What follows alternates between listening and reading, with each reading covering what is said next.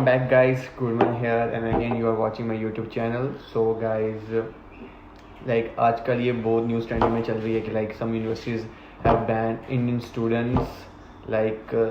कुछ स्टेट्स से उन्होंने बैन कर दिए हैं.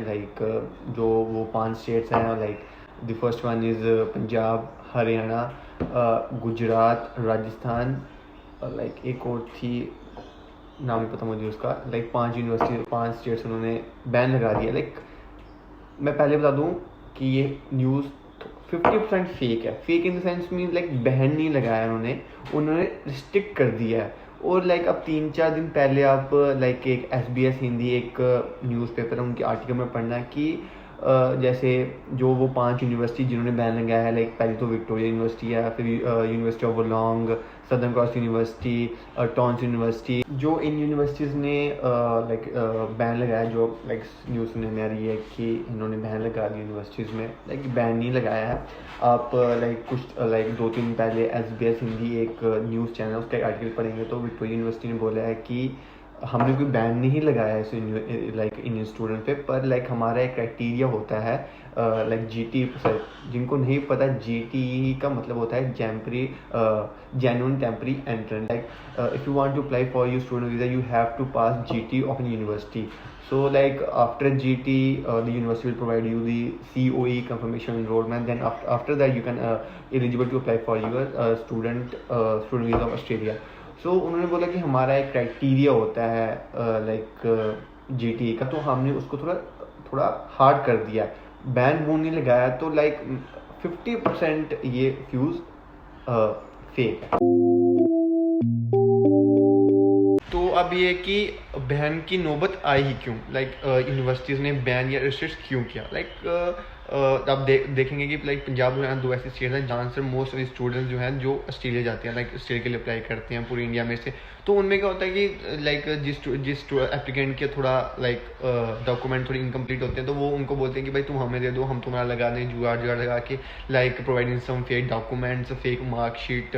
तो वो सब करके वो बंदे को वहाँ पर भेज देते हैं ऑस्ट्रेलिया में. तो थोड़ा उसकी वजह से भी इन्होंने वो स्टूडेंट्स पे बैन लगाया. तो वो जो 5 स्टेट है जो मैंने आपको बताई, पूरे इंडिया में से सबसे ज़्यादा स्टूडेंट उन्हीं 5 स्टेटों में से आ रहा है. तो उन्होंने इसलिए बैन नहीं लगाया, तो थोड़ा रिस्ट्रिक्ट कर दिया, उनके लिए थोड़ा हार्ड कर दिया GT क्राइटेरिया. पर मैं पहले बता दूँ, बैन नहीं लगाया है. ये जो न्यूज़ है 50% फेक है. अगर आपको मेरी बात पे नहीं विश्वास, बाकी यूट्यूबर्स ने भी आपको बोला होगा कि बैन लगा दिया, बैन नहीं लगाया है, सिर्फ उन्होंने रिस्ट्रिक्ट कर दिया. अगर आपको मेरी बात पे नहीं विश्वास तो आप SBS हिंदी एक न्यूज़ आर्टिकल चैनल है, तो आप वहाँ पर जाके वहाँ पर पढ़ सकते हैं कि यूनिवर्सिटी ऑफिशियल्स ने भी ये बोला है कि बैन नहीं लगाया है, हमारा एक क्राइटेरिया होता है, तो उस क्राइटेरिया को हमने थोड़ा हार्ड कर दिया. दूसरा सबसे बड़ा ये पॉइंट है कि बैन और रिस्ट्रिक्ट इसलिए किया है, जो स्टूडेंट्स होते हैं इंडिया से, मोस्टली पंजाब और हरियाणा से, जो इन स्टेट से हैं, वो यहाँ पर आते हैं, इनरोल नहीं करते हैं. जो उन्होंने कोर्स लेके जैसे स्टूडेंट है वो या बैचलर्स में है या मास्टर्स में है, वो इनरोल नहीं करता है. वो आते ही अपना कोर्स चेंज करवा लेता है और ट्रेड में चल जाता है. मैं आपको पहले बता दूँ कि इफ़ यू वांट आपका जो एक गोल है कि ऑस्ट्रेलिया में मेरे को PR लेनी है, तो ट्रेड कोर्स ही सबसे बेटर है उस चीज़ के लिए, क्योंकि अगर आप यहाँ पर आते ही ट्रेड कोर्स ले लोगे तो वो आपका स्टार्टिंग पाथ पे बन जाएगा PR के लिए. तो स्टूडेंट्स के माइंड में भी होता है यार PR लेनी है. तो इसकी वजह से क्या होता है कि वो जाते हैं तो उनको कुछ सजेस्ट करते हैं यार तुम छोड़ो मास्टर बैचलर, तुम सीधा PR के पास ले जाओ. तो वो इनरोल नहीं करते हैं और सीधा ही किसी एजेंट से मिलकर अपना कोर्स चेंज करवा लेते हैं, यूनिवर्सिटी चेंज करवा लेते हैं और अपनी फ़ीस रिफंड करवा लेते हैं. तो मेन ये है कि वो अपनी फ़ीस रिफंड करवा लेते हैं. बच्चे यहाँ पर आके अपनी फ़ीस रिफंड करवा लेते हैं. फिर उसके बाद क्या होता है, मैं आपको एक एग्जांपल देता हूँ. आपका जो एजेंट है उसने आपको बोला कि यार फलानी यूनिवर्सिटी में जाना है, तो मैं आपको फलानी यूनिवर्सिटी में दाखिला दिला दूंगा, ठीक है ना. तो यूनिवर्सिटीज़ का एजेंट से टाई होता है कि अगर आप हमारी यूनिवर्सिटी में बच्चे भेजेंगे तो आपको कुछ उनको वो मिलती है, परसेंटेज मिलती है. तो अगर आपने फॉर एग्जांपल आपने सदर्न यूनिवर्सिटी में एडमिशन लिया, अगर तो आपको एडमिशन मिल गया, आपके एजेंट ने वहाँ पर दाखिला दिला दिया, आपने फीस भी भर ली, एजेंट को अपना मिल गया. तो यूनिवर्सिटी को ये होता है कि बच्चा हमारे आपके पास पढ़ेगा, हमारे कंटिन्यू जो बाकी उसके 3 सेमेस्टर, 1 सेमेस्टर की फीस आप भर के जा रहे हो इंडिया से, तो बाकी जो 3 सेमेस्टर वो यहाँ पर आके कंप्लीट करेगा, तो उनको यूनिवर्सिटी को फायदा होगा. पर क्या होता है कि जब बच्चा वहाँ पर जाता है अपनी पूरी फीस रिफंड करवा लेता है, इससे ना यूनिवर्सिटी यूनिवर्सिटी तो लॉस में जा रही है ना, तो यूनिवर्सिटी तो लॉस में जा रही है, एजेंट को भी अपने पैसे मिल गए, स्टूडेंट को भी अपने पूरी फीस रिफंड हुई, तो लॉस में कौन जा रहा है? यूनिवर्सिटी लॉस में जा रही है। तो मेन यही होता है कि यूनिवर्सिटी लॉस में गई तो यूनिवर्सिटी तो रिपोर्ट मारेगी भाई तुम फ्रॉड हो, तुम कोर्स चेंज करवा रहे हो, ठीक है ना। तो इसकी वजह से भी उन्होंने ये जो पूरा माहौल हुआ, तो ये इन सब की वजह से भी हुआ। तो मैं बोलूँगा कि एटलीस्ट आओ, ठीक है, अपना कोचिंग करवाना, एटलीस्ट 1 सेमेस्टर पूरा कर लो जो उनकी रिक्वायरमेंट होती है, उसके बाद कोचिंग कर लो। क्योंकि इसकी वजह से जो आने वाले स्टूडेंट्स हैं, जो स्टूडेंट्स इंडिया में है, वो जो कहते हैं कि यार हमें ऑस्ट्रेलिया जाना पड़ना है वहाँ पर या कुछ भी करना है, तो उनके लिए थोड़ा मुश्किल हो रहा है अब। क्योंकि उन्होंने जो मैंने आपको बताया वो आर्टिकल आप जाके पढ़ लें, SBS हिंदी के नाम के article regarding to restrictions on Indian students, तो आप वहाँ पर जाके पढ़ सकते हैं। तो उन्होंने हार्ड कर दिया अपना GTR क्राइटेरिया। तो मैं यही सजेस्ट करूँगा कि आप ना करें।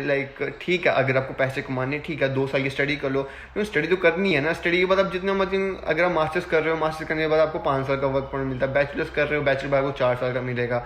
तो आपको इतना टाइम है ना, थोड़ा वेट कर लो, पढ़ लो, ठीक है। अगर कोर्स चेंज करवाना है 1 सेमेस्टर पढ़ लो, जो यहाँ की यूनिवर्सिटीज़ की जो मिनिस्ट्री ऑफ होम अफेयर्स की रिक्वायरमेंट होती है कि आपको एटलीस्ट 1 सेमेस्टर पूरा करना पड़ेगा, वो सेमेस्टर कंप्लीट करो, उसके बाद अपना ट्रेड कोर्स कंप्लीट। पर आप आते ही चेंज करवा रहे हो, फीस रिफंड करवा रहे हो, ऐसे तो अब जो आने वाले स्टूडेंट्स हैं उनके लिए दिक्कत हो जाएगी। आपका क्या, आपका तो हो जाएगा सब, ठीक है ना। तो जो आने वाला स्टूडेंट है उनके लिए सब चेंज हो जाएगा। तो मैं यही अपील करूँगा कि 1 सेमेस्टर पढ़ लो, उसके बाद कोर्स चेंज करवा लो, ठीक है। तो जो आने वाले स्टूडेंट्स हैं वो ईजिली आ सकें। लेकिन आप सबको पता है कि कोरोना के बाद कोरोना में तो ऑस्ट्रेलिया के बॉर्डर्स बंद थे, उन्होंने कितनी मुश्किल से पिछले साल ही अपने बॉर्डर्स ओपन किए हैं बच्चों के लिए। तो ये सब मत करो। तो गाइज आज का टॉपिक इस पे था कि कोर्स जो न्यूज़ बड़ी फैल रही है कि बच्चों को बैन कर दिया है, ऐसा कुछ नहीं है। मैंने आपको पूरा बता दिया क्या है, मैंने आपको प्रूफ भी दे दिया जिस आर्टिकल्स में हैं। तो if you like my video then please subscribe to my channel. और अच्छे मैं कंटेंट लाऊंगा regarding to Australia study visa. So stay tuned.